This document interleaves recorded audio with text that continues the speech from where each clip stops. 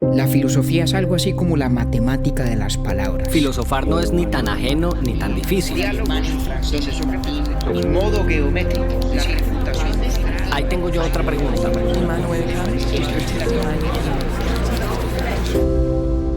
Urbi et Orbi, a la ciudad y al mundo. Buenos días, buenas tardes, buenas noches. En nuestra conversación anterior sobre el contrato social de Rousseau, explicamos cómo su modelo del Estado logra garantizar nuestra libertad en relación con nuestros conciudadanos. Hoy nos ocupamos de la otra cara de la moneda. Cómo garantizar que ese Estado no sea a su vez una amenaza para la libertad de todos. La solución de Rousseau tiene 3 elementos: la soberanía popular, el ejercicio democrático del poder legislativo ejercido por el pueblo soberano y lo que Rousseau llama la voluntad general. Son tan exigentes estos elementos en la práctica que, al final, queda el interrogante de si el ideal de Rousseau es siquiera posible para una sociedad moderna. Este es nuestro episodio número 108, el contrato social de Rousseau, segunda parte, la voluntad general.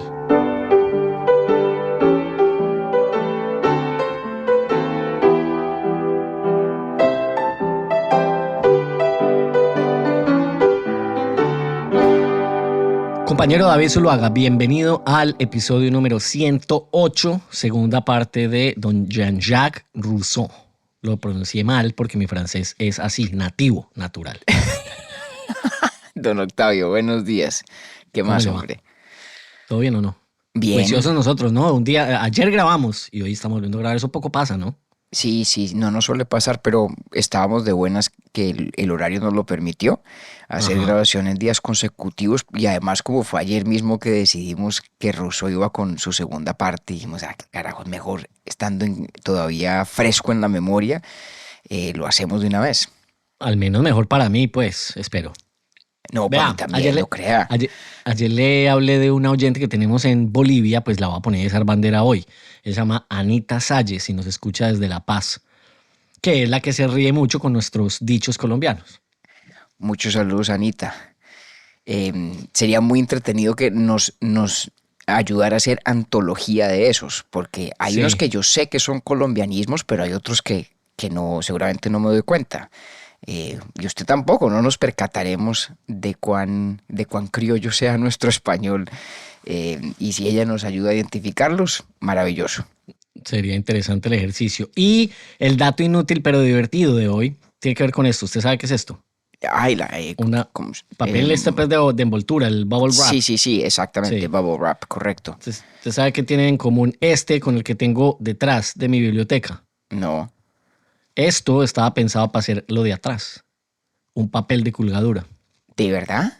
Para eso lo hicieron originalmente en 1957. Imagínese ¿Para los usted. Estudios de grabación o cosas así? No, para que fuera un papel de colgadura de adorno, como tal cual es el de atrás. Bueno, imagínese usted. Buenísima idea para el cuarto de un niño. Sí sería fantasía, pero le tocó no reemplazarlo cada rato. Claro, entonces esa fue la primera, digamos, para eso fue pensado en los años 50 y por eso tenía este look pues como futurista. Entonces lo que hicieron fue juntar 2 cortinas de baño y no funcionó como eso, o sea, fue un fracaso. Después lo intentaron usar para otra cosa, no recuerdo qué, pero fue IBM el que descubrió que esto era muy bueno para envolver computadores y protegerlos cuando los iba a transportar, y ahí fue donde se volvió popular. Pero realmente fue pensado para hacer un wallpaper o un papel de colgadura como ese que está ahí, porque hay gente que piensa que esos son herrajes, lo que tengo ahí detrás, pero eso es un papel. Vea pues, ahí sí que es verdad, de hecho, que nadie sabe para quién trabaja, ¿no? Que se inventó eso como papel de colgadura. Imagine usted, y tuvo que esperar 30 años después, quién sabe si se enteró. ¿Quién sabe, no? Eso capaz que hasta ya no llegué. Y capaz que ni lo haya patentado. Muy probable, yo creo. Porque como no le funcionó, ¿sabe dónde puede estar la historia de eso? En el Museo del Diseño de Nueva York, que queda en la Quinta Avenida al lado del Guggenheim. Es muy probable que eso esté ahí. La última vez que yo estuve allá fue con usted. Cuando usted nos invitó con María Cristina a una de las fiestas de primavera, los garden parties que hacen ahí cuando empieza el clima a ponerse bonito en Nueva York. El Cooper Hewitt se llama el museo, y para mí también fue la última vez. Pues deberíamos intentar de pronto ahorita que nos vamos a ver si alcanzamos alguna de esas. Creo que es los miércoles. Buenísimo. Chévere llevar a Clemente allá. Planzazo. Sí. Oiga, Lanzazo. entonces, Bueno. Rousseau parte 2, ¿cómo me fue ayer? Muy bien, a menos que usted Sí. me diga lo contrario. No, yo creo que sí, yo creo que le cogí el tema al hombre. Sé que entiendo pues que el concepto de libertad es importante para Rousseau y cómo lo entiende además. Me llamó mucho la atención también la manera en cómo resuelve el problema de, bueno, si lo que estamos buscando es la libertad, ¿cómo hacemos para vivir libres en un mundo de interdependencia? Eso me pareció Exactamente. muy interesante, pero estoy bastante expectante para saber entonces aquí por dónde es que nos vamos a ir. Aun cuando, digamos que, claro, yo esa parte del libro también la leí, pero me está gustando más entender el libro con la batuta suya y no por mi propia cuenta. Bueno, no, maravilloso. Pues para donde vamos es exactamente donde dejamos el punto de la discusión la vez pasada. Entonces, exactamente como usted lo ha dicho, para Rousseau el problema central es el de la libertad como él la entiende, eh, como una de las grandes figuras que es de la tradición republicana, la libertad como independencia, no estar sujeto o sometido al arbitrio de otro, ¿cierto? Y la realización de esa libertad en el contexto moderno de la interdependencia profunda. Ese es el problema de la política, como lo entiende Rousseau, el problema que un Estado legítimo está llamado a resolver. Entonces dijimos que para que el Estado sea legítimo, en función de esa concepción del problema, tiene que evitar que haya dominación o asegurar que no haya, relaciones de dominación horizontal y verticalmente. Horizontalmente, es decir, entre los ciudadanos, de eso hablamos la vez pasada. Eso se garantiza fundamentalmente a través del Estado de Derecho por una parte y de una sustantiva igualdad material, o podríamos decir una estricta limitación de las desigualdades. Tal vez sea más atinado expresarlo de esa forma. Con esa dosis de igualdad y con el Estado de Derecho se garantiza la libertad o la no dominación en términos horizontales, es decir, las relaciones entre ciudadanos, ¿cierto? Y el problema que nos queda es, bueno, y no tenemos entonces una situación donde de pronto Octavio no domina a David, David no domina a Camilo, Camilo no domina a María Cristina, pero a todos nos domina el Estado. Ajá. Y ese es el problema de la relación vertical, ¿cierto? Entre todos nosotros como ciudadanos en relación con la autoridad pública a la cual estamos Sí. sometidos. ¿Sí? Muy bien. Y dijimos que, o mejor, indicamos desde el final del capítulo anterior que la solución a ese problema de la relación vertical ciudadano-Estado que propone Rousseau es una mezcla de 3 ingredientes esenciales: la soberanía popular, el ejercicio democrático del poder legislativo y la voluntad general. Entonces, de esos 3, yo creo que el más complejo, además el más característicamente de Rousseau, es el concepto de la voluntad general. Entonces, de pronto hagamos como un paneo sencillo los primeros 2 para concentrarnos, le propongo yo a usted, en el tema de la voluntad general. ¿Hasta ahí bien? Vamos, sí, hasta ahí vamos bien. Listo, súper. Entonces, Rousseau, insisto, igual que Hobbes, acepta la tesis de Bodino de que la soberanía tiene que ser absoluta.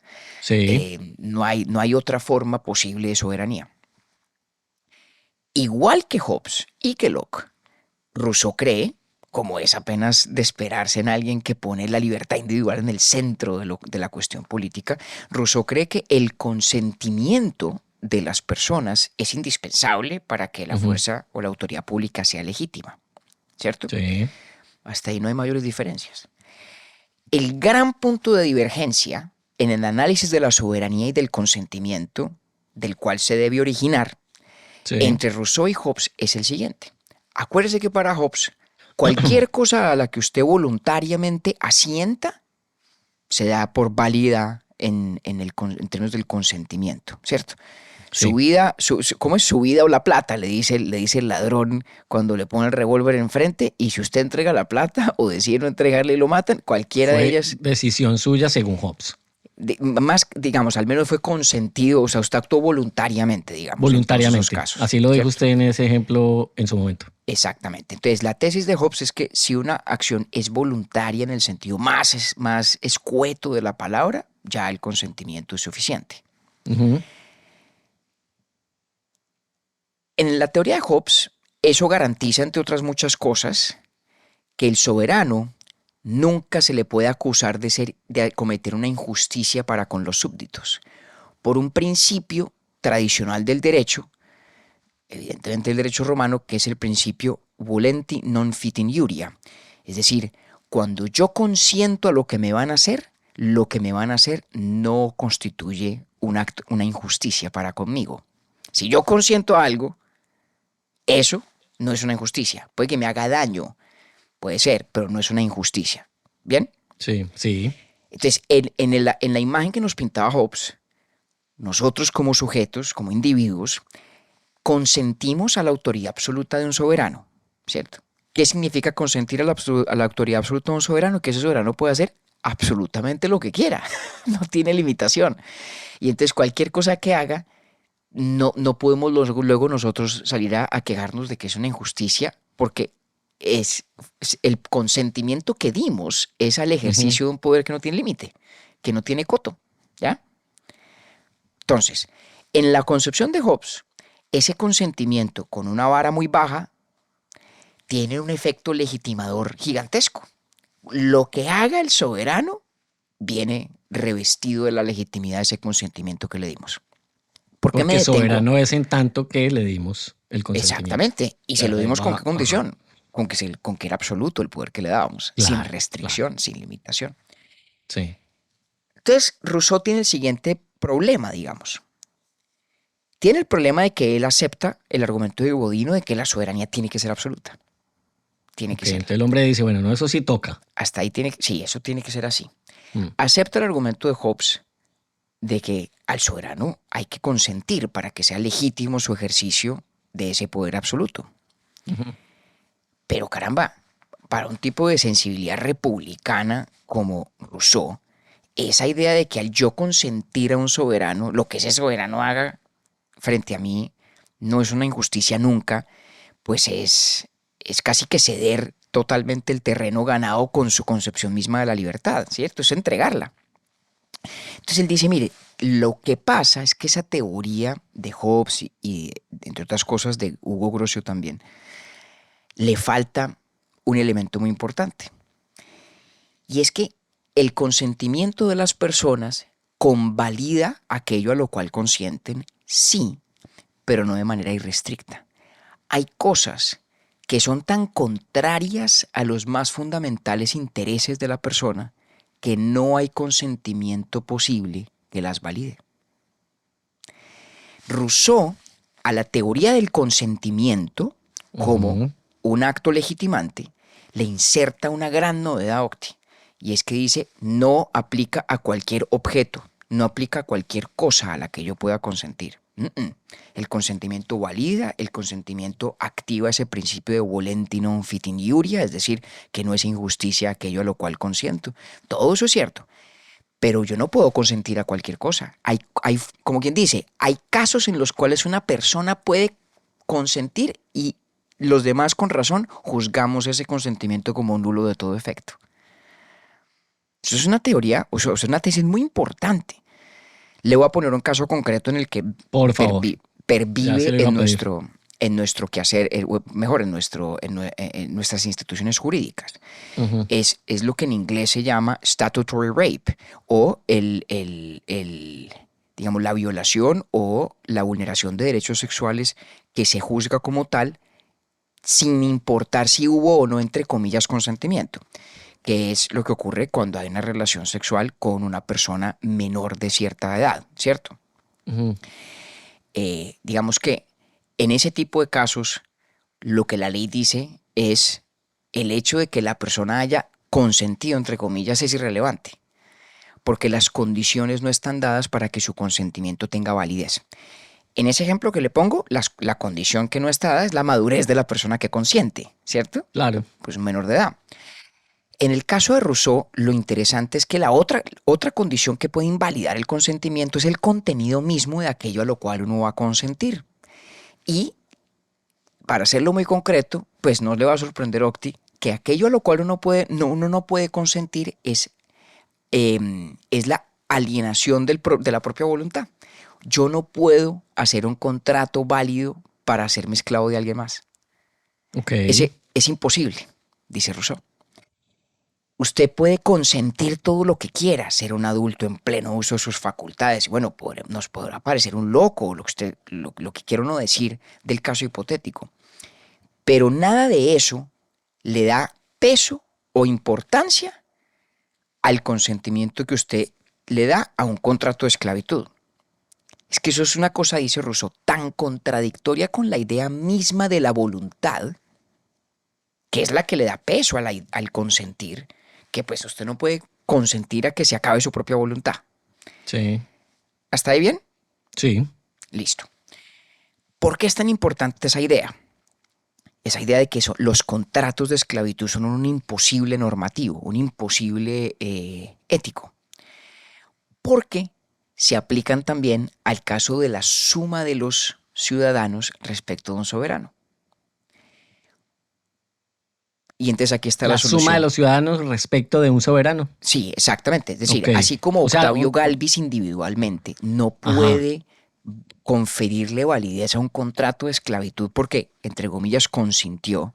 Así como eso no es verdad, dice Rousseau, porque el objeto de su consentimiento ni siquiera es el tipo de objeto que pueda validarse por esa vía. Lo mismo es cierto de un grupo de seres humanos. Si nosotros como sujetos, como individuos, nos juntamos y le entregamos soberanía absoluta a un tercero, Tampoco aplicaría, claro. Estamos haciendo colectivamente lo mismo que un contrato individual de esclavitud. Okay. Interesantísimo. Y por eso Rousseau dice que la única forma posible de la soberanía es la soberanía popular. No porque sea la mejor. Sí, pero nadie más podría encarnar el espíritu de esa soberanía. Exactamente. De esa soberanía absoluta. Exactamente. Más que el pueblo. Correcto. Yo tengo una duda aquí, compañero, y es, entiendo el concepto, es claro para mí, ahora más que cuando lo estaba leyendo, pero también cuando lo estaba leyendo, como ahora, tengo la misma pregunta y es, ¿de qué principios, si es que eso aplica, se vale Rousseau para establecer cuáles son esos límites? Entonces, por ejemplo, la libertad individual es uno que él aplica para decir, hombre, no podemos negociar la libertad, ¿o qué hay antes de eso? Muy buena pregunta. Es como decir, si nos imaginamos el sistema de las ideas de Rousseau como un... o sea, ¿cuáles son los axiomas de los cuales se derivan? Exacto. Sí. Una excelente pregunta. Yo creería, en mi interpretación de Rousseau, el axioma ético o normativo fundamental, y creo que suficiente, es el del concepto republicano de libertad. Ese sí es el punto de partida, digamos, absoluto. Esa es la génesis del man, pues. Sí, en mi interpretación sí. Y todas estas otras cosas se van derivando de eso, sumado a otros argumentos complementarios. Porque, por ejemplo, para Rousseau yo creo que la idea de que la soberanía es absoluta no es un axioma, porque es una tesis que tiene a su vez un argumento que la soporta, ¿sí? No es un punto de partida absoluto.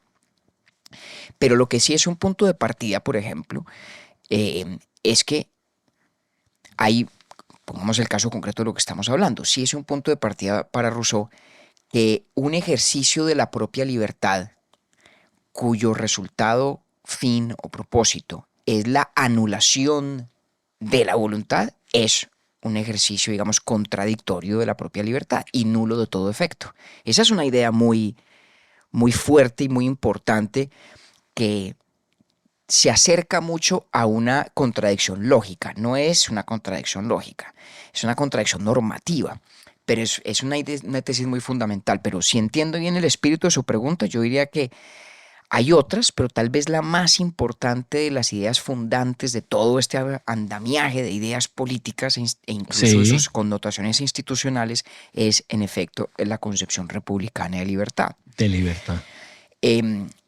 Ahora, en el caso de la analogía que estamos señalando, ¿cierto? Entre la invalidez de un contrato individual de esclavitud y la invalidez de un soberano que no sea la soberanía popular, a lo que es una analogía mediada, obviamente, por la concepción hobbesiana de que el pueblo es una persona. Ajá. ¿Sí? ¿Sí? Sí, sí, O sea, sí, claro. ¿por qué podemos extender un caso al otro? Porque es que el pueblo es una entidad. Es una Es entidad una persona individual. jurídica, como decíamos allá. Exactamente. O persona moral, como dice persona Rousseau, una moral, persona moral que en Sí. español no funciona tan bien porque alude mucho al sentido ético de lo Ajá. moral, digamos. En este contexto tiene más que ver es con el carácter artificial de la persona, que es el pueblo. Sí. Pero es que cuando un pueblo, cuando una suma de personas, un grupo, le entrega la soberanía a un monarca o a un comité de nobles o ¿sí? Una aristocracia o lo que sea, Como lo proponía Bodino. o como lo proponía Bodino y por lo menos como aceptaba que era perfectamente posible y legítimo, Ujú. tanto Bodino Sí. como Hobbes. Como Acuérdense que Hobbes para también. Hobbes, al Incluso la final del día, Windiquia también, ¿no? la Windiquia sí está más casada ¿Cómo con era la la idea cosa ahí? de que tiene que ser el pueblo. No, acuérdense que Lo en la que pasa es que Windiquia, ellos, pero la Windiquia no es el que tiene los delegados. correcto, pero Ujú. no son soberanos, son los portavoces del soberano, que es el Es que es pueblo. muy bacano ese juego, porque en unos, en Locke, por ejemplo, es fideicomiso. Ujú. En la Windiquia son delegados, pero los delegados no son el pueblo, No, más sus representantes. exactamente, son voceros del pueblo que preexiste además al monarca, con quien sí hay una relación que es De acuerdo. contractual, no de fideicomiso. Ujú. Sí, exacto. Sí. Usted ya se metió usted en esta No, vaina, ya se está dando wow, cuenta de los bacano, matices, bacano. ¿no? Sí. En toda esta tradición que ampliamente llamamos la del contrato social, parece que todos estuvieran diciendo más o menos lo mismo, pero entre Sí. más aprende uno y más los va estudiando y los va pensando y los va digiriendo, más cuenta se da de una cantidad de matices y sutilezas y distinciones muy importantes. Pero para concluir entonces el argumento, la analogía entre la invalidez de un contrato de esclavitud de un individuo con Ujú. la imposibilidad de un soberano absoluto distinto del soberano popular es una grandísima diferencia con Hobbes, pero Sí. está mediada por la teoría hobbesiana de las personas, porque eso es lo que permite que concibamos al pueblo como una entidad en derecho propio. Entonces, en el caso de Hobbes, cuando el pueblo le entrega la soberanía al monarca, al rey, pues desde que el pueblo consienta, desde que sea con el consentimiento de todos los individuos, ¿sí? No hay misterio. Claro. Pero en el caso de Rousseau, lo que estamos aprendiendo es que Rousseau le pone un límite sustantivo al poder convalidante del consentimiento. Dice, sí, consentir es esencial, no hay autoridad legítima sin consentimiento, pero no todo consentimiento tiene peso, tiene validez, porque Ujú. cuando el consentimiento se da ante aquello que es contradictorio con la idea misma de tener una voluntad, que es de donde emana el poder de consentir, pues ahí no cuenta, ahí no tiene ningún efecto. Y por eso un contrato individual de esclavitud no vale, y por eso un grupo de seres humanos constituidos como pueblo no puede entregar la soberanía absoluta a nadie. Tiene que ejercerla como pueblo.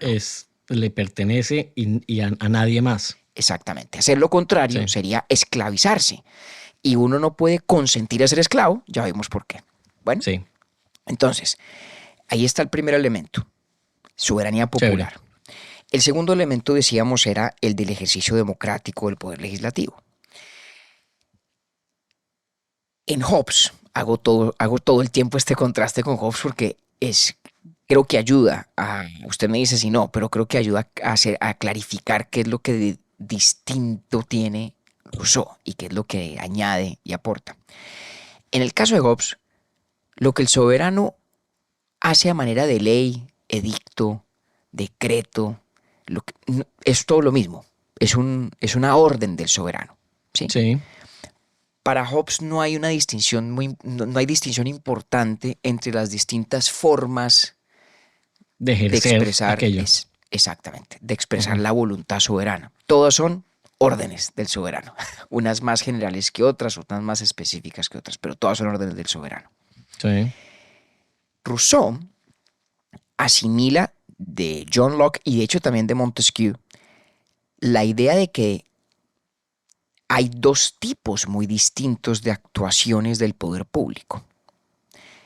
Por un lado, están las reglas generales que define la autoridad pública, las leyes, que son de carácter impersonal, que son de carácter general, que tienen una cierta vocación, no digamos de perpetuidad, pero sí de estabilidad en el tiempo, ¿sí? La idea de una ley es que no haya que estarla cambiando. Ujú. Y luego hay una cantidad de cosas que la autoridad pública hace para aplicar la ley.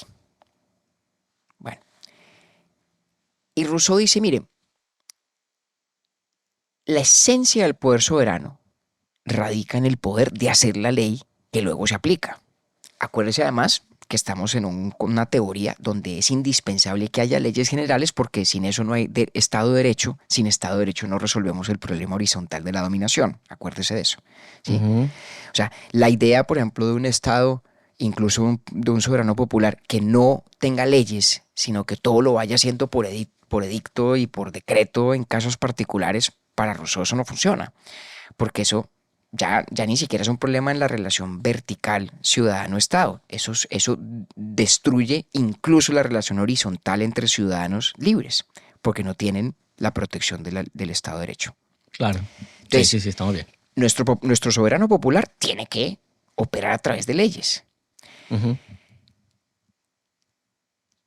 Y Rousseau dice, representar Por o eso es delegar que, perdón, le interrumpo, por Señor. eso es que no puede entregar la función legislativa. Exactamente, Es la exactamente. ejecutiva. Exactamente. Ok, chévere. Porque como el Estado hace dos cosas, pasa Claro. las leyes y luego las aplica. Pero un momentico, si el soberano no está haciendo las leyes, pues Las ¿qué carajos leyes. está haciendo el soberano? De acuerdo. Es Ujú. pintado en la pared, convidado de piedra. Entonces Rousseau dice, no, el poder legislativo, y no siempre es claro si, por ejemplo, en el contexto contemporáneo Rousseau se refiere a toda manera, a toda forma de legislación o solamente a las disposiciones de rango constitucional, por ejemplo. Eso no es tan Ok. claro, pero el poder legislativo, dice Rousseau, lo tiene que ejercer el pueblo de manera directa. Ujú. No sirve un congreso, no sirve un parlamento. Dice, delegar ese poder es tanto como entregarlo. Dice Rousseau. Sí, es tanto como entregarlo. Y ya vimos que eso no se puede hacer, porque eso es el equivalente político de un contrato de esclavitud. Claro. Eso no se puede hacer. ¿Y entonces qué hacemos con el enredo, amigo? No, entonces, conclusión inmediata.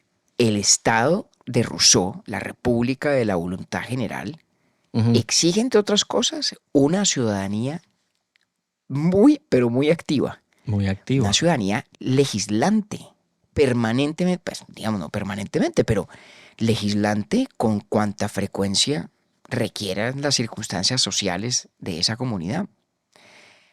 Se parece en eso mucho a las repúblicas antiguas.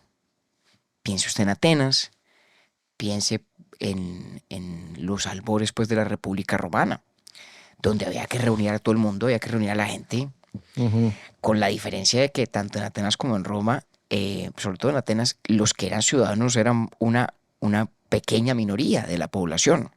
Sí. Ahora imagínese esto en un contexto moderno. Cuando digo moderno, digo el siglo XVIII de Rousseau. Estamos hablando de cientos de miles de millones de personas.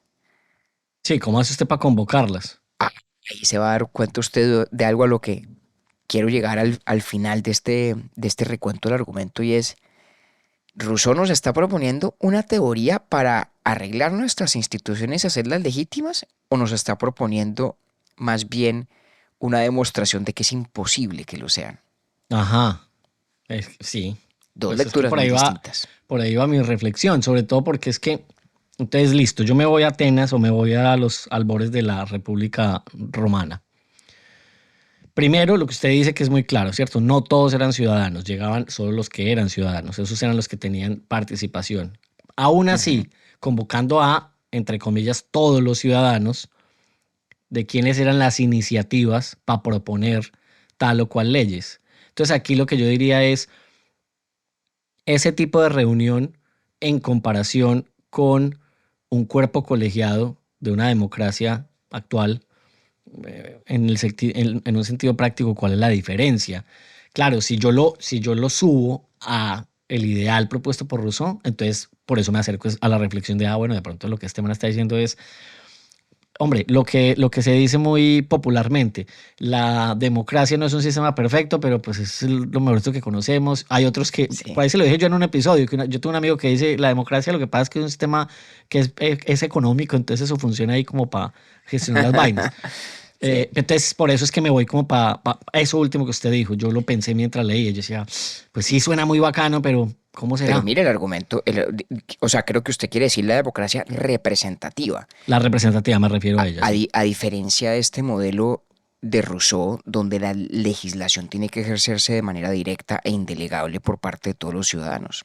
Ujú. Efectivamente, eso, o sea, no es claro si eso es un argumento, es en contra de la posibilidad de un Estado legítimo en la De modernidad acuerdo. de sociedades grandes. O Ya incluso volvemos. la que se propone como democracia participativa, pues tampoco le alcanza a Rousseau. Esto es más que lo que en nuestro Claro, contexto contemporáneo se le dice democracia entendemos participativa, que esto es mucho más. mucho más, es mucho más. Esto es como decir, cerremos el Congreso Ujú. eh, y más bien, cada vez que haya una iniciativa legislativa, pues todo el mundo tiene que ir a las urnas a votar, sí o no, Pero, cada vez que haya pero necesidad claro, de eso. ahí es donde yo me enredo, porque yo digo, bueno, pero cuando haya una nueva iniciativa, ¿de quién? Bueno, digamos que Rousseau tiene ciertos detalles donde dice, por ejemplo, que el gobierno, que para Rousseau es muy distinto del soberano que legisla directamente, el Claro, gobierno es el claro. que ejerce la administración, o sea, la ejecución de la ley. El gobierno debe tener algún, digamos, incidencia en la agenda, es el que propone, pero al final del día la igualdad entre ciudadanos en tanto copartícipes del pueblo soberano, en última Ujú. redunda en que todo no tiene derecho a proponer o debería tener derecho a proponer. De Pero acuerdo. de una manera u otra es un camello. Claro, Sí. es cierto, hay experimentos políticos contemporáneos de cierta forma de legislación popular directa. O sea, en Suiza todo el tiempo están haciendo referendos de este tipo. Es muy común en las elecciones en Estados Unidos, sobre todo en las estatales, ¿cierto? Que uno vote para aprobar o rechazar propuestas de tipo legislativo. Pero Sí. imagínese una cosa mucho más radical, y es que toda ley, y en gracia discusión pongamos, toda ley importante, de peso fundamental, tiene que emanar del soberano popular, directamente. Eso es una exigencia berraca, es una exigencia Bastante. tremenda. Y ese, digamos, ahí es donde está más marcado el carácter democrático, casi podría uno decir populista, de Rousseau. Ahora, Rousseau no es un demócrata en el sentido de que la totalidad del poder público debe ejercerlo directamente el ciudadano, porque Rousseau sí cree que la ejecución de la ley es bueno delegarla. En eso, Sí. la República de la Voluntad General es distinta de Atenas, ¿sí? De la Atenas clásica, que era mucho más un mundo de gobierno directo popular. Por ejemplo, en Atenas, acuérdense que los jurados eran los ciudadanos, pues, o un grupo de ciudadanos. En el caso de la ejecución de la ley, Rousseau dice, no, eso sí se puede delegar, y de hecho no es mala idea que se delegue, porque cuando una democracia directamente ejerce tanto la legislación como la ejecución, las normas empiezan a perder ese carácter de generalidad, de imparcialidad, ¿sí? Ujú. Em, que les da un poco la conciencia de que es otro el que las va a tener que aplicar, ¿sí? Claro. Y acuérdense que ese carácter de las leyes es muy importante para que haya verdadero Estado de Derecho, ¿sí? Donde las normas son comunes y estamos todos sometidos a las mismas. De ahí viene, compañero, el principio que justifica en la tradición republicana un Estado pequeño.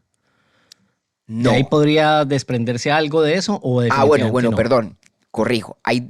Por Estado pequeño pueden significarse dos cosas distintas. ¿Cuáles? Una es la idea libertaria del Estado mínimo, entre Ujú. menos Estado mejor, entre menos gobierno mejor. Eso, Sí. eso no lo Eso sí, creo yo. no Eso creo no que es. esté en Rousseau. No, exactamente. No está en Rousseau. Ajá. Además, acuérdense de lo que estábamos diciendo las pasadas sobre la propiedad en Rousseau y las Ajá. limitaciones de la desigualdad. No, no, no.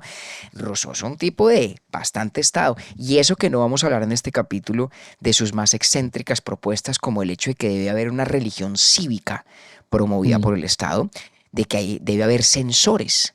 Censores como en Roma, que son los que salvaguardan las buenas costumbres y van poniendo, digamos, en la palestra pública, en el muro de la vergüenza, los nombres Ajá. de los conciudadanos que faltan a cierto estándar de virtud política. No, Rousseau es un tipo de mucho Estado. Entonces, Estado pequeño en el sentido libertario y más familiar de la palabra para nosotros, no tiene nada que ver No. con Rousseau, y además usted mismo lo vio, y no es particularmente propio de la tradición republicana, de hecho. Ujú. Si por Estado pequeño esto lo que quiere decir es geográficamente pequeño, Sí, entonces sí, absolutamente sí, absolutamente sí. ok. Y Rousseau lo reconoce. Rousseau tiene momentos en los que dice la única esperanza de una república de la voluntad general que queda en Europa son Córcega y Ginebra. Su natal Ay, lo Ginebra. dijo así. Eso es lo único que nos queda. Para Rousseau es clarísimo que Francia, como Francia, pues no puede ser esto. Tiene todo que ver con lo que estábamos hablando.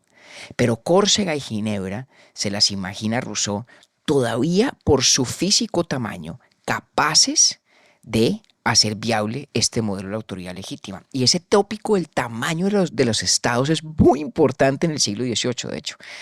Montesquieu dijo cosas muy importantes al respecto. Montesquieu era un gran escéptico de que los estados modernos, por su tamaño, pudieran encarnar las maneras clásicas de proteger y salvaguardar la Claro. libertad. Por eso admiraba el modelo inglés.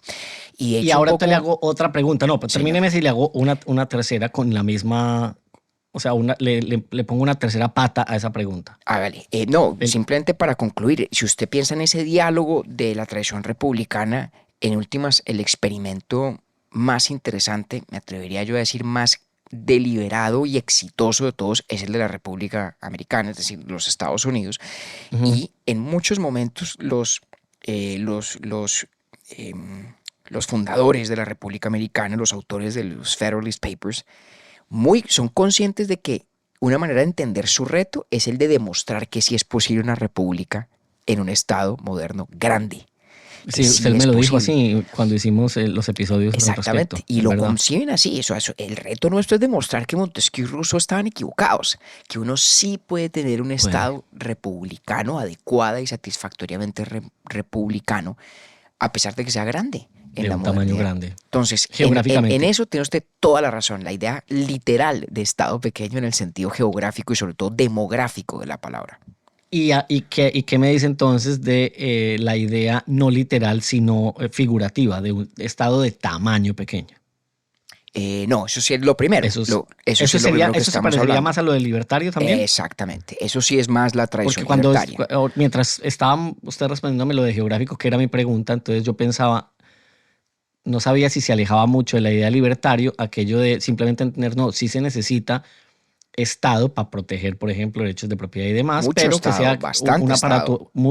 muy ejecutivo, pequeño, porque finalmente el soberano soy yo, dice el pueblo. Entonces que sea muy pequeño el número Em, de Pero funcionarios. no necesariamente literalmente porque para estándares libertarios puede ser bastante intrusivo.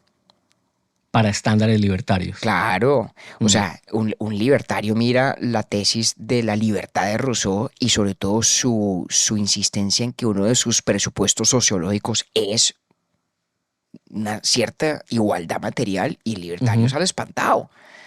El libertario dice, no, la gracia de la libertad es que uno puede hacer lo que quiera con lo que es de Claro. uno, y si eso significa la más dramática de las desigualdades, pues, como diría Robert Nozick, tough luck, pues de malas. Ese no es un problema de sí. Rousseau dice, no, es que usted tiene la concepción equivocada de libertad.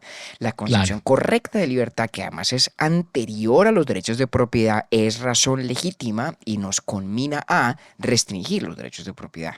Es decir, restringir la desigualdad material hasta cierto punto. Muy bien. Entonces, no, Estado pequeño en el sentido geográfico, sí. Sí. Importantísimo, además. Estado pequeño en el sentido libertario, no.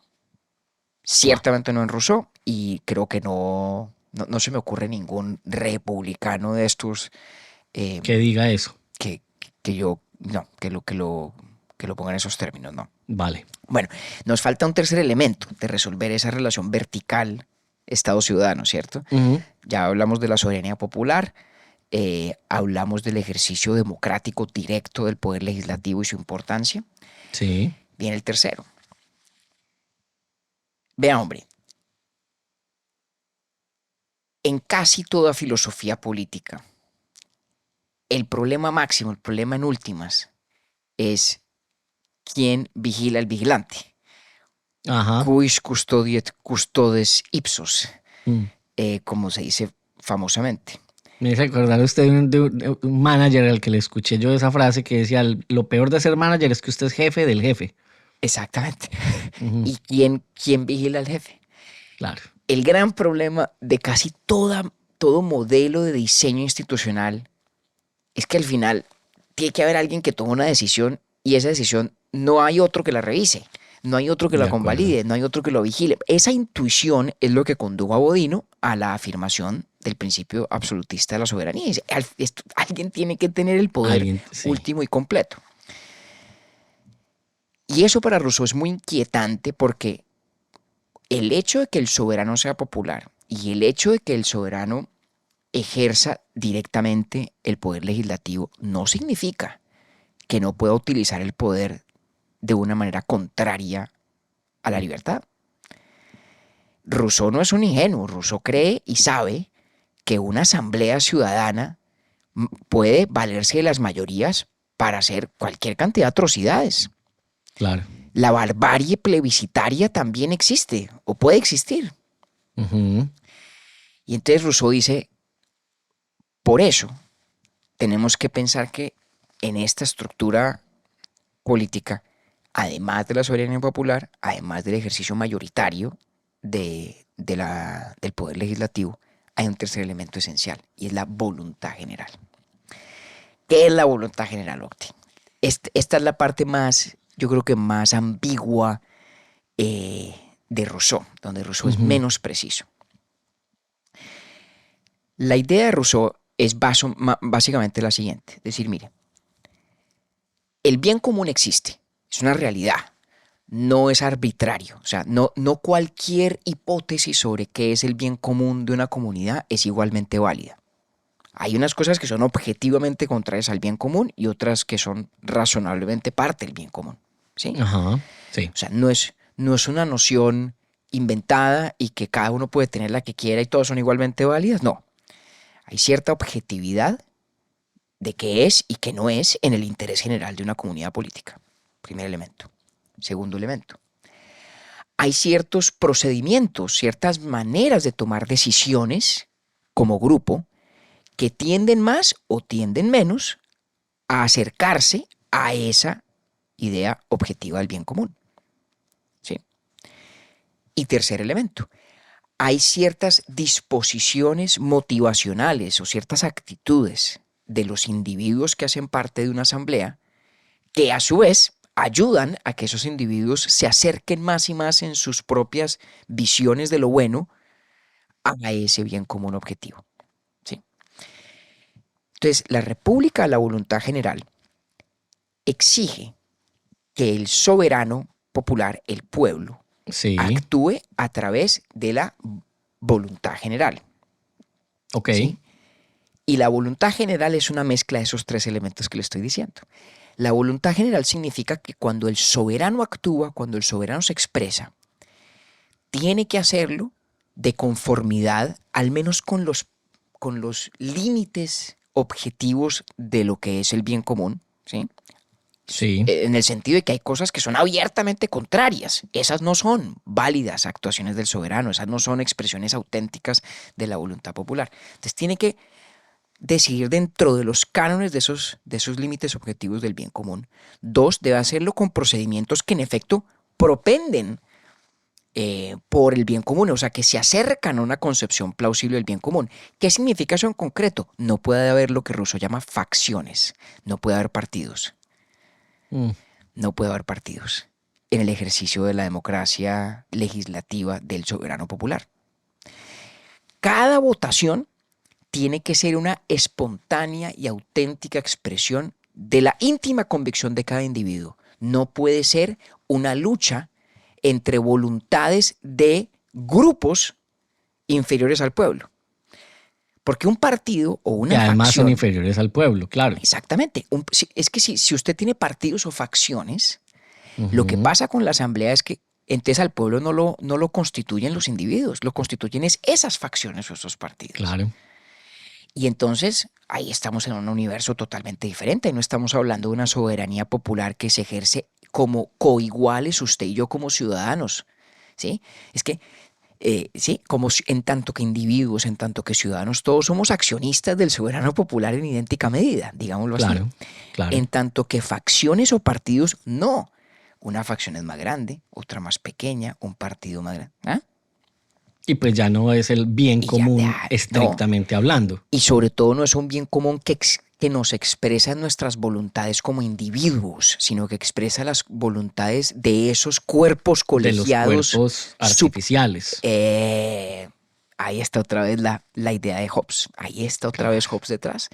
Porque las facciones y los partidos son voluntades de cuerpos colegiados. Son Ujú. personas artificiales en el sentido hobbesiano. Entonces tenemos ese elemento procedimental. Hay otros detalles y arandelas, pero ese es el importante. Y el tercero es el motivacional. Y es que, entonces, si vamos a ejercer bien y responsablemente este poder soberano popular, nosotros como individuos tenemos que ser capaces psicológicamente de pensar como ciudadanos y no como los individuos que cada uno de nosotros pues es. Hay que pensar en términos del bien común, no de mi bien, no de lo que me conviene. O sea, lo que el soberano popular decide y es máximamente legítimo, no es simplemente lo que la mayoría determinó en la Claro. sumatoria de los intereses individuales de cada miembro del soberano popular, que es lo que realmente solemos hacer hoy en día, ¿no? Cada quien vota por lo que... Estoy exagerando, no quiero ser demasiado cínico, pero es admisible, es respetable, nos parece legítimo que muchas personas ejerzan su facultad de votar en función de lo que creen más les beneficia. Eso no necesariamente nos parece ilegítimo. Para Rousseau sí.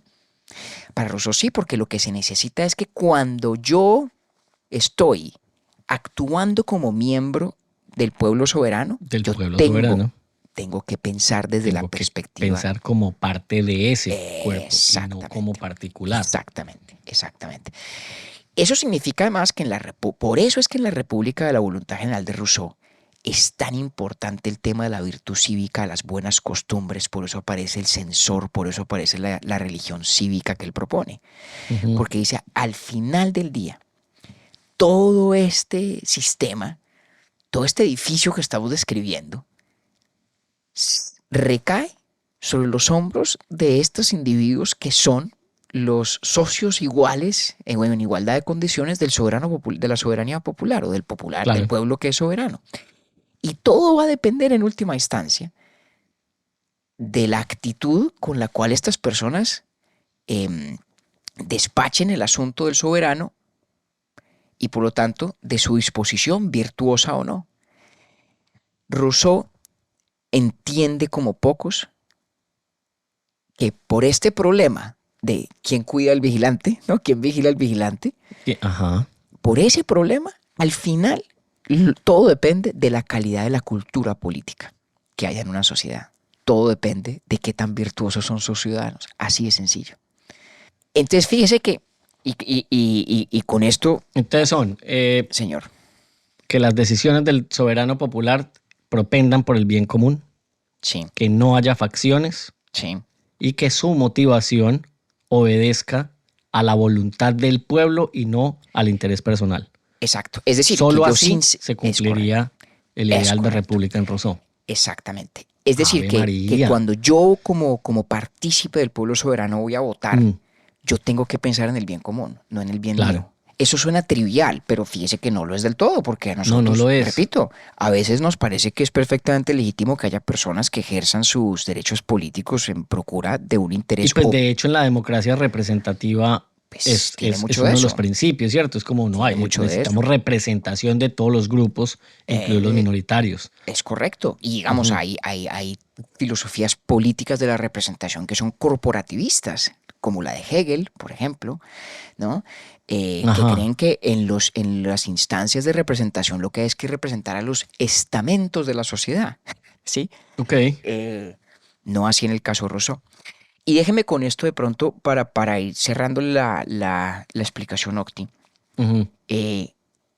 Proponerle lo que creo yo entonces es mi justificación de una de las frases estas de Rousseau, como el Dios ha muerto de Nietzsche, Sí. que ha sido tan sujeta y susceptible de malinterpretación en mi concepto, ¿no? Que es la idea de que en la República de la Voluntad General uno puede obligar a los demás a ser libres. Esa frase de Rousseau en el contrato social, ¿sí? De que cuando yo soy un ciudadano de la República de la Voluntad General, a mí a veces me van a obligar a ser libre, pero A Rousseau ser lo libre. dice como una cosa buena. Sí. Eso ha dado pie para muchas cosas, ¿no? Sir Isaiah Berlin, Karl Popper han pensado que ahí Rousseau más o menos estaba dándole carte blanche a todos los tiranos que habrían de sucederle, ¿no? Ujú. Y es cierto que a Rousseau lo usaron muchísimo, sobre todo Robespierre en el Reino del Terror, en la Revolución Francesa. Pero yo creo que todas esas interpretaciones son innecesariamente exageradas, ¿no? Lo que creen tipos como Berlin o como Popper es que lo que Rousseau quiere Ujú. es que el Estado más o menos transforme radicalmente su psicología para que su verdadero yo, que es un yo cívico, sea el que emerja y domine, y conciben en la República de Rousseau como un proyecto casi totalitario de reingeniería psicológica de los seres humanos, ¿sí? Y por eso es que uno lo pueden obligar a ser libre, porque le hacen una reingeniería, como esto es como en La Naranja Mecánica, ¿sí? Como la película de Stanley Kubrick. Ajá. Una cosa más o menos así es la imagen que tienen. ¿Hay elementos de eso en Rousseau? Sí. Lo que le decía, el censor, la religión cívica de Rousseau, hay muchas cosas en él que suenan a eso, pero que yo creo que en el fondo lo que delatan es la conciencia de Rousseau de que todo depende en última instancia de la calidad de la cultura política, y la cultura política depende de la virtud de los ciudadanos, y eso hay que educar, para eso hay que educar, ¿no? Sí. Eso no se da solo. Entonces, ¿cuál es mi explicación? Mi explicación es la siguiente. Cuando la Asamblea Popular, cuando la Asamblea Soberana, que es el pueblo, hace una ley de conformidad con la voluntad general, es decir, Ujú. apuntándole al bien común, con un procedimiento que en efecto suele aproximarnos al bien común, y con cada individuo de buena fe expresando su más razonable opinión personal acerca de lo que es deseable a la luz del bien común. Cuando todo Sí. eso pasa, aunque usted pierda en esa votación, las leyes que resultan y se le imponen no son leyes que lo dominan. Entonces, supongamos que usted y yo estamos en la Asamblea Popular de Rousseau, ¿cierto? Sí. Y usted y yo estamos en desacuerdo y se va a votar una ley de cualquier cosa. Pero todas las condiciones de las que estamos hablando se cumplen. Usted y yo Ajá. estamos obrando de manera virtuosa, anteponiendo nuestro mejor criterio de lo que es deseable a la luz del bien común. No hay Sí. facciones. Todo el mundo vota en libertad, hace lo suyo, y al final, caramba, ganó Octavio. Y entonces, fruto de esa ley, en la que usted ganó y yo perdí, habrá cosas que yo no puedo hacer. Habrá cosas Sí.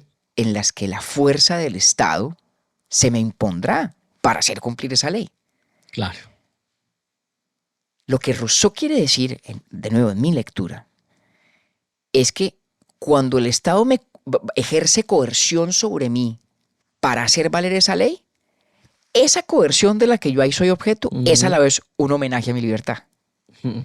Yo soy libre en esa sociedad en virtud de que tenemos toda la estructura institucional que permitió que pasara la ley que usted se apoyaba y que yo no. Entonces, en últimas, el gran logro de la República de la Voluntad General es que aunque yo no vea en cada ley una expresión perfecta de mi deseo y de mi voluntad, porque yo puedo perder, Claro. sí puedo ver en cada ley la expresión auténtica y genuina de la voluntad general del pueblo soberano del cual soy copartícipe en igualdad de condiciones. Y cuando la coerción estatal se ejerce para hacer valer eso, lo que está en últimas haciendo la fuerza del Estado Reafirmando mi libertad. es hacer valer mi libertad. Sí. Y por eso me pueden obligar a ser libre. Me pueden obligar a ser libre en el sentido de que el Estado puede ejercer coerción para Tan conmigo, bacano eso. Sí. pero precisamente para defender aquello que me hace libre. Entonces a mí me parece que es mi lectura de Rousseau, como le estaba diciendo. Hay otras, yo creo que son muy necesariamente perversas, aunque reconozco que hay elementos de eso en Rousseau, pero quería cerrarlo ahí. De pronto la gran interrogante, el gran interrogante que a uno le queda, dimos una puntada de esto hace un rato, Octi, es, como esta república tiene que ser pequeña, como exige tanta virtud, como la virtud es difícil de cultivar y más difícil aún de conservar, al final uno no sabe si salir del contrato social lleno de optimismo de que es posible construir una república de la voluntad general que nos asegura la libertad en medio de la interdependencia, o si debe salir uno absolutamente deprimido dándose cuenta de que las exigencias son tantas, tan difíciles de satisfacer en las condiciones de nuestra civilización moderna que Es muy poco posible. en realidad el libro de Rousseau, en la lectura, por ejemplo, de Judith Shklar, de quien hablaremos más tarde en esta temporada, Sí. no es tanto una tesis de cómo pueden ser las instituciones y cómo han de ser o podrían llegar a ser, sino es un enjuiciamiento de las únicas que podemos tener, que son tan imperfectas comparadas con ese ideal que es al tiempo imposible. No sabe uno por cuál de las dos se va. Pero eso es una maravilla que Rousseau tiene, Sí, esas muy ambigüedades, por ejemplo. Es Es muy una bacano. maravilla. Ah. No, está buenísimo. Me gustó mucho el movimiento Es una nota, Rousseau. que planteó Rousseau en el contrato social. Ya me queda mucho más claro todo el panorama. Y sí, como lector me siento ahí en ese mismo punto, en no sé para dónde echar, pues porque... Exactamente. Ah, Salgo optimista, salgo como Robespierre a decir, vamos a hacer exactamente esta vaina, lo que dijo este y man. nos estrellamos de Ahora, me pronto parece con la también ya ahora mucho más interesante entendiendo y habiendo masticado más a Rousseau, ver, por ejemplo, lo que hicieron los federalistas, ¿no? Decir, venga, no, pues aquí hay unas cosas muy importantes, vamos a adaptar esto porque pues nuestro tamaño es otro, nuestras circunstancias son otras, pero sí se puede y por aquí esta es la solución. Entonces eso es, digamos, en ese momento lo entendí, pero ahora ya habiendo puesto más el ojo en Rousseau y en todos los que hubo hacia atrás, me genera pues obviamente mucho más, me da más claridad y me genera más interés, ¿no? No, maravilloso. Mejor Sí. dicho, de aquí sale usted a seguir leyendo más Rousseau. Pero ¿sabe qué? Lo que pasa es que usted me dijo que era muy larga la novela, pero a mí esa fue la que me llamó más la atención como para seguir leyendo a Rousseau. Pues hombre, vea, le voy a hacer una confesión. La novela, tal vez a mí me faltan 1 o 2 obras publicadas en vida de Rousseau por leer de él. Pues excluyendo las cartas, que son muy chéveres, pero pues no he leído sino a partes. Y la novela va de última. Porque, ¿Verdad? sí, porque hace De lo algún larga tiempo- que es y... que Usted es me muy habló de larga. otro, de la novela y de qué otro fue que me habló. El Emilio. Sí, no, el hablamos Emilio del sí, pero otro Ah, hubo. a usted leo, ese yo creo que le va a gustar. Jean-Jacques, juez de Rousseau. Ese fue el que yo dije que también me parecía bacano. Pero para Jean-Jacques, juez de Rousseau, es muy importante haber leído bastante de la obra de Rousseau, porque es él criticándose o haciendo crítica de sí mismo también, pero sobre todo de su obra. Ya. ¿Sabe cuál es? Entonces ¿Sabe hagamos cuál una es? cosa más bien, hagamos un episodio de eso en otra temporada. Bueno, y ahí listo, ya entonces pues, me animo a está bien, leerlo está bien. con ese... Está pero bien. verdad, se lo propongo en serio, porque es chévere. A ver, me interesa es el concepto narrativo de él criticarse a sí Claro. mismo, me parece habilísimo, pero, No, es una berraquera. pero pues si me toca leer más, pues entonces ahí lo tengo usted para que me ayude. Cuando quiera hacemos más Rousseau. Bueno, en lo que a la teoría de la legitimidad política respecta, creo que lo podemos dejar hasta ahí. Pero incluso Sí. en este campo habría mucha más tela por cortar y bueno, un día estos a él volvemos. Deme ahí un par de minutos para darme una pequeña puntada de entonces en qué va a terminar esta serie de filosofía política con Kant y pues, saber si de pronto es que la vamos a dividir también en dos partes. Seguramente ahí miraremos, eso es lo de menos. Miren, buen Pero ¿qué viene? Polymarket, a ver Mm. las apuestas de si Kant cabe en una sola sesión o no. Kant es una extrañísima síntesis. Ujú. En Kant se recogen unos elementos muy importantes de lo que ya hemos visto en Hobbes, pero sobre todo la idea de republicana de libertad que hay en Rousseau y el apego férreo, radical al Estado de Derecho, Ya. con una paradoja. Y es que en el ámbito de Kant, el poder público sí goza de una enorme discreción que no tiene la República de la Voluntad General. En Kant hay esa síntesis, es una síntesis tensa y difícil. Digo difícil es porque parece como inclinada temperamentalmente a dos extremos. Al extremo de Hobbes y la idea absolutista de un soberano, con todo lo que eso implica en el ámbito de la filosofía de Hobbes, y por otra parte a la idea republicana de libertad que supone y exige el Estado de Derecho. Y entonces Kant se tiene que inventar unas formas muy creativas para explicar cómo un soberano al estilo de Hobbes tiene que, no obstante, imponer y hacer valer el Estado de Derecho. Y en el ámbito de Kant vamos a hablar un poquito, casi que para cerrar el círculo, de su visión acerca de la revolución, que es muy interesante, y del espacio que pueda o no haber, no lo voy a chiviar todavía del todo, para la desobediencia política, que fue donde empezamos, en el Critón. Empezamos ahí. Toda esta discusión sobre la legitimidad de la autoridad pública fue desde el punto de vista de un individuo que se pregunta qué tan obligado está a obedecer o no. Y ahí vamos a terminar también haciendo ese paseo por las ideas de Kant. Mientras tanto nos acercamos a Jorge Luis, entonces yo me pongo muy contento. Ah, sí, ya pronto, obvio. Sí, claro. Y nos Oiga, cae compañero. bien, nos cae bien. Sí, Bueno, claro, señor. a un balsamito y con y con Pirandello, eso está una maravilla para mí. Sí, Nos vemos sí. entonces en 15 días. Bueno, Octi. Un abrazo. Chao. Urbi et Orbi es producido por Bielo Media, con la música original de Felipe Durán, la coordinación general de Camilo Zuluaga y la dirección creativa de María Cristina Pimiento. Agradecemos especialmente a Luchi y Titín por la voz del cabezote y nuestro logo. Nosotros somos David Zuluaga y Octavio Galvis. Feliz día, feliz tarde o feliz noche.